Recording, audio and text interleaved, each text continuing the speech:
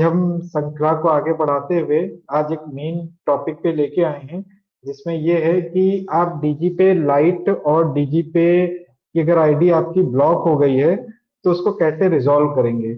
उससे पहले मैंने एक सोल्यूशन दिया है। हमारा एक वीडियो हमने कल बनाया था, जिसमें हमने आपको ये बताया है कि डीजी पे में जो 20 किलोमीटर का इशू आ रहा है उसको कैसे रिजॉल्व करेंगे। तो श्रृंखला में हम एक एक करके आज बात करेंगे। सबसे पहले हम डीजी पे लाइट की आईडी के लिए बात करेंगे। जिनकी लाइट आईडी ब्लॉक हो गई है उनको कैसे ओपन करा सकते हैं, या जिनका ई एफ आर एम में ब्लॉक हो गया है वो स्टेप को कैसे फॉलो करेंगे, इसके बारे में भी आज हम बताएंगे। तो स्टेप को एक एक करके हम लोग आज क्लियर करेंगे। टोटल 9 स्टेप हैं। इन 9 स्टेप में आपको 9 स्टेप फॉलो करने पड़ेंगे। इसमें से कौन सी सर्विस मैंडेटरी है, कौन सी सर्विस मैंडेटरी नहीं है, उसके बारे में भी हम बताएंगे। साथ में ये भी बताएंगे कि जिनकी डीजी पे लाइट आईडी बन गई है और उनका ये केवाईसी बार बार रिजेक्ट हो रहा है, उनको क्या क्या डॉक्यूमेंट देना है, इसके बारे में भी क्लियर करेंगे, ताकि इंफॉर्मेशन फ्लो हो जाए, आप लोग तक पहुंच जाए और वो चीजें आप लोग अच्छे से जान सकें। तो साथ में हम शुरू करते हैं। आज जैसा कि आप सभी को पता है कि हम लोग आईडी डीजी पे लाइट आईडी रीओपन का प्रोसेस जानेंगे। कैसे इसको रीओपन करा सकते हैं, क्या क्या स्टेप हैं जो आप फॉलो करेंगे जिससे आपका आईडी रीओपन हो जाएगा और कोई इश्यू नहीं आएगा। ठीक है, तो चलिए शुरू करते हैं, श्रृंखला को आगे बढ़ाते हैं। सबसे पहले आता है पुलिस वेरिफिकेशन। जैसा कि आप सभी को पता है कि पुलिस वेरिफिकेशन इस मस्ट है। इस पुलिस वेरिफिकेशन के बिना कुछ नहीं होगा। अगर आपने पुलिस वेरिफिकेशन 1 ईयर पहले कराया है तो वो भी वैलिड नहीं होगा। अगर आप जिस टाइम पे आईडी रीओपन करने के लिए प्रोसेस डाल रहे हैं उसमें उस मंथ का 6 मंथ का होना चाहिए। मतलब अगर आज हम जनवरी में बैठे हैं तो आपका जो पुलिस वेरिफिकेशन है वो दिसंबर और नवंबर तक का वैलिड होगा। अगर उससे पहले का आप लगाते हैं तो वो नहीं चलेगा। इसका रीजन ये है, क्योंकि रीजन हम हमारे पास ये आता है क्योंकि 6 मंथ बाद आपका जो पुलिस वेरिफिकेशन है वो एक्सपायर हो जाता है। हर साल आपको एक नया पुलिस वेरिफिकेशन 6 मंथ का इशू कराना पड़ेगा, जिनका भी कोई फ्रॉड एक्टिविटी नहीं है। पहले तो हम ये जानते हैं ये आईडी ब्लॉक क्यों होती है, इसके बारे में भी हम डिटेल से बात करेंगे। तो सबसे पहले हम इसी पे बात कर लेते हैं, फिर बाकी स्टेप पे बात करते हैं। आईडी ब्लॉक होने का जो रीजन है होता है, उसके बारे में क्या इशू होता है, किस वजह से आईडी ब्लॉक होती है और कैसे अनब्लॉक करेंगे, ये सारे स्टेप को हम क्लियर करेंगे। तो सबसे पहले हम बात करते हैं आईडी क्यों ब्लॉक होती है। जैसा कि आप सभी को पता है, आप सभी लोग एईपीएस मार्केट में काम करते हैं। आपके पास में फिंगरप्रिंट लगाने के लिए कस्टमर आता है, आप कस्टमर का फिंगरप्रिंट लगाते हैं। ठीक है, तो होता क्या है कि एक बार फिंगरप्रिंट सही से काम नहीं किया, आपने दोबारा फिंगरप्रिंट लगाया, दोबारा भी काम नहीं किया, तिबारा लगाया, तो ये फ्रॉड एक्टिविटी में होती है। तो इसके लिए आपको क्या करना है, सबसे पहले आपको रुकना है, 30 मिनट के लिए रुक जाइए। अगर किसी कस्टमर का आपने फिंगरप्रिंट लगाया है, या आपने बैलेंस इंक्वायरी भी कर ली या मिनी स्टेटमेंट डाउनलोड कर लिया, तो आपको 30 मिनट का होल्ड डाउन करना है। फिर उसके बाद उसका नेक्स्ट ट्रांजेक्शन करना है, जो कि एनपीसीआई और आरबीआई हमें ये गाइडलाइन दी है। दूसरा, बहुत लोग क्या करते हैं, दिन भर मिनी स्टेटमेंट डाउनलोड करने के लिए, कंटिन्यू मिनी स्टेटमेंट के लिए अंगूठा लगाते रहते हैं। अभी रिसेंटली में हमारे पास कुछ केसेस भी आए हैं कि मिनी स्टेटमेंट डाउनलोड करने के लिए एक कस्टमर ने बार बार फिंगरप्रिंट लगाया, उसने कम से कम 100 टाइम फिंगरप्रिंट लगाया, तो वो भी हमारे पास सस्पिशियस ट्रांजेक्शन में आता है। तो ये सस्पिशियस ट्रांजेक्शन की कैटेगरी है। तीसरा, ट्रांजेक्शन अगर सक्सेसफुल हो गया और वो कस्टमर को पेमेंट नहीं मिला, तो ये भी एक सस्पिशियस ट्रांजेक्शन में काउंट होता है।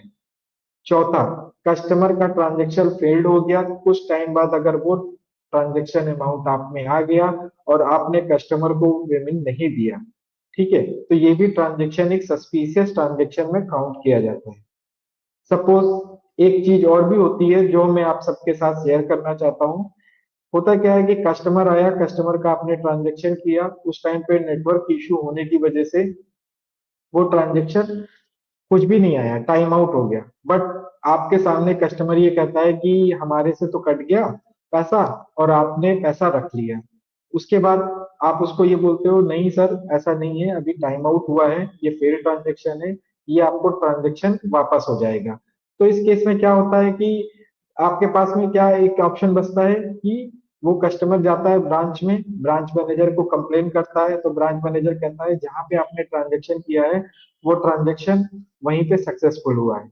तो कस्टमर कहता है नहीं, उन्होंने बोला कि नहीं ये फेल ट्रांजेक्शन है। तो इसमें किसी भी बीवी भाई को घबराने की जरूरत नहीं है। इसमें आपको सिंपली ये करना है, कस्टमर को जाके ब्रांच में बोलिए कि जाके अपना कंप्लेन रजिस्टर्ड करे, चार्जबैक जनरेट करे। अगर ऐसा होता है तो वो चार्जबैक हमारे पास में आएगा, हम उसको निदान करेंगे। इस केस में क्या होता है, अगर सेम डे में वो अमाउंट आपको क्रेडिट हो जाए, जैसे आपने सुबह मॉर्निंग में 12 बजे ट्रांजेक्शन किया और शाम के 4 बजे तक आपके पेमेंट ऐड हो गई, तो आपको ये करना है कि वहां पे उस पेमेंट को कस्टमर को दे देना है और एक एक्नॉलेजमेंट लिखवाना है।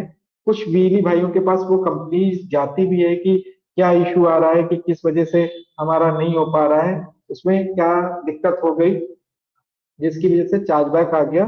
तो वहां पे हमें वो चीज ऑफर मिलता है, कस्टमर देख के बता सकता है कि क्या क्या दिक्कत हो रही है, किस वजह से नहीं आ रहा है। तो वहां पे आप उसको पेमेंट दे दीजिए, एक लेटर लिखवा लीजिए, फिर कोई इशू नहीं है, वहां पे हो जाएगा। तीसरा, जो ई केवाईसी नहीं हो रही है या हमारा यूजर ब्लॉक है जो नहीं ओपन हो रहा है, उसका रीजन ये है कि एनपीसीआई ने कुछ एरिया को ब्लैक लिस्टेड कर रखा है, मतलब हॉट लिस्ट में है। जैसे कुछ हमारा एरिया है जहाँ पे किसी बीसी ने फ्रॉड कर दिया या कोई किसी पेमेंट बैंक ने फ्रॉड कर दिया, तो वो सब क्या है, वो एक रेस्ट्रिक्टेड एरिया में आ गया, दायरे में आ गया। तो वहां पे हम कुछ नहीं कर सकते, वहां पे कुछ नहीं होगा। वहां पे उस एरिया को फिर हमें डिस्ट्रिक्ट टीम को देके वेरिफिकेशन कराना पड़ेगा। उस वेरिफिकेशन के बाद हम उसको चालू कर देंगे। वहां पे एक सिंपल सा है जो अभी मैं आपको प्रोसेस आगे बताऊंगा, आप उसको देखते जाइएगा। 100% इसका सोल्यूशन हो जाएगा, किसी को भी घबराने की जरूरत नहीं है कि उसकी डीजी पे लाइट आईडी ब्लॉक हो गई है, कुछ पेमेंट था वो नहीं मिला। परेशान होने की जरूरत नहीं है। आपकी आईडी अगर ब्लॉक हो गई है तो आपको पूरा फंड मिल जाएगा, जैसे आईडी ओपन होगी आपको फंड मिल जाएगा। आप किसी को परेशान होने की जरूरत नहीं है। तो उसमें करना क्या है, क्या क्या स्टेप फॉलो करने हैं, वो 9 स्टेप है।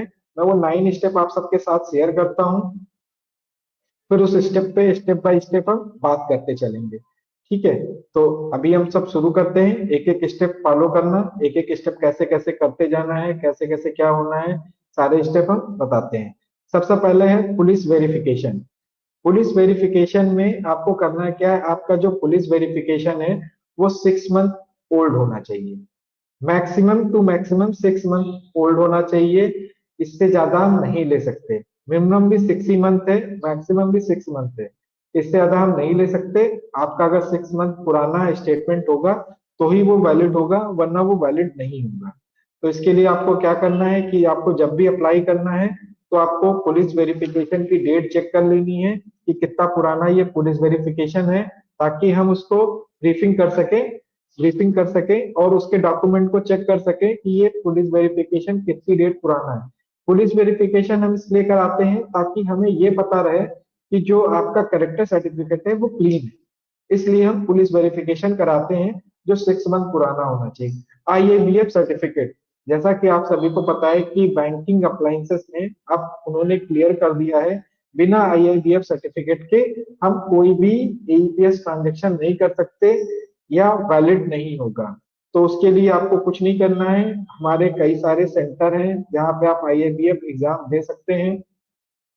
आईएबीएफ के सेंटर पे जाके आप खुद आई बैंकिंग के एग्जाम दे सकते हैं। इसमें बेनिफिट ये होगा कि अगर आप इस सेशन में आईएबीएफ कर लेते हैं तो आप अगर बैंक बीसी के लिए भी अप्लाई करोगे तो कोई दिक्कत नहीं होगा, तो वहां पे आपके पास में आईएबीएफ होगा जिससे आप इजिली वे में कर सकते हो। ठीक है, तो आईआईबीएफ की भी एग्जाम मैंडेटरी है, बट हमने अभी डीजी पे लाइट अनब्लॉकिंग प्रोसेस में इसको मैंडेटरी नहीं किया है, बस पुलिस वेरिफिकेशन अभी मैंडेटरी है, आईएबीएफ अभी हमारा मैंडेटरी नहीं है। फिर आता है नोटरी डॉक्यूमेंट। नोटरी डॉक्यूमेंट एक 50 रुपए के ई स्टाम्प पे आपको एक एफिडेविट साइन करना होगा। मैंने उसमें एफिडेविट में कुछ डिटेल मेंशन कर रखी है, उसको एफिडेविट आपको अपने नाम पे लेना है। 50 रुपए की या 100 रुपए की नोटरी बैठती होगी, वो उसको आपको अपने नाम पे लेना है और उस पर प्रिंट करके अपना नाम, अपनी सीएससी आईडी, अपना एड्रेस मेंशन करना है। मैं अभी एक प्रोफार्मा एक पीडीएफ कॉपी लगा दूंगा कमेंट बॉक्स में, ताकि आप लोग देख लोगे तो वो कमेंट बॉक्स में इजी हो जाएगा, वो आपको रिजोल्यूशन मिल जाएगा। तो उस पे आपको सोल्यूशन मिल जाएगा कि क्या क्या भरना है। वो सारा यहाँ डाउनलोड लिंक पे जब क्लिक करेंगे तो वो ओपन हो जाएगा। डाउनलोड लिंक पे क्लिक करेंगे तो यहाँ पे दिख रहा होगा आपको हाइपर लिंक लगा हुआ है, तो वो आपको रिडायरेक्ट करके उस पेज पे ले जाएगा जहाँ पे आपको वो लिंक जरूरत है, वो डाउनलोड हो जाएगा। तो इससे बेटर क्या होगा कि आपको एक लिखा लिखाया कंटेंट मिल जाएगा, उसको आपको 50 रुपए के स्टाम्प पे प्रिंट करना है। वहां पे अपनी CSC ID, अपना नाम, अपने पिता का नाम, रिलेशनशिप और कहाँ किस तहसील में आपका वो एड्रेस है, वो एड्रेस फिल करना है। इससे क्या होगा, आपकी डीजी में एक डॉक्यूमेंट प्रोसेस पूरा कंप्लीट हो जाएगा और आपका हो जाएगा। तीसरा आता है आधार उद्योग सर्टिफिकेट। इसके लिए किसी बिजली भाई को परेशान होने की नहीं जरूरत है। रजिस्टर्ड CSC हमारी पे लॉगिन करेंगे, CSC कनेक्ट पे जाएंगे, वहां पे आधार उद्यम सर्टिफिकेट सेलेक्ट करेंगे। वहां पे 1 रुपए का ये सर्टिफिकेशन कोर्स है, ठीक है। वहां पे आप अप्लाई करेंगे, आपको ये मिल जाएगा आधार उद्योग सर्टिफिकेट, ठीक है। उसके बाद में ये सर्टिफिकेट आपको डाउनलोड करके, ठीक है, एक PDF में बनाना है। अभी मैं आपको बताऊंगा ये PDF कैसे बनेगी, क्या प्रारूप होगा। तो ये अभी मैं स्टेप बाय स्टेप बता रहा हूँ कि कौन कौन से स्टेप जरूरी है, कौन कौन से मैंडेटरी है। तो आधार उद्योग सर्टिफिकेट हो गया। तीसरा check point document. Check point document में हमने कुछ चेक पॉइंट्स बनाए हैं, जिस चेक पॉइंट पे बिजली को और डिस्ट्रिक्ट मैनेजर का वेरिफिकेशन मैंडेटरी है।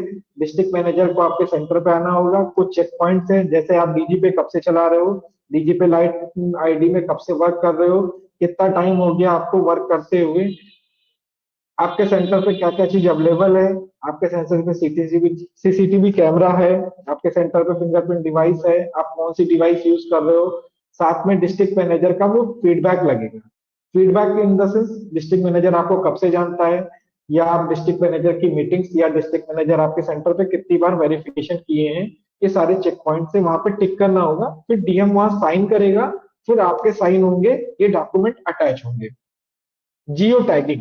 जिस दिन डिस्ट्रिक्ट मैनेजर ये चेकलिस्ट फिल करेगा, उसी दिन पे क्या होगा, जियो टैगिंग। जियो टैगिंग एक एप्लीकेशन है जो आपको गूगल प्ले स्टोर पे मिल जाएगा।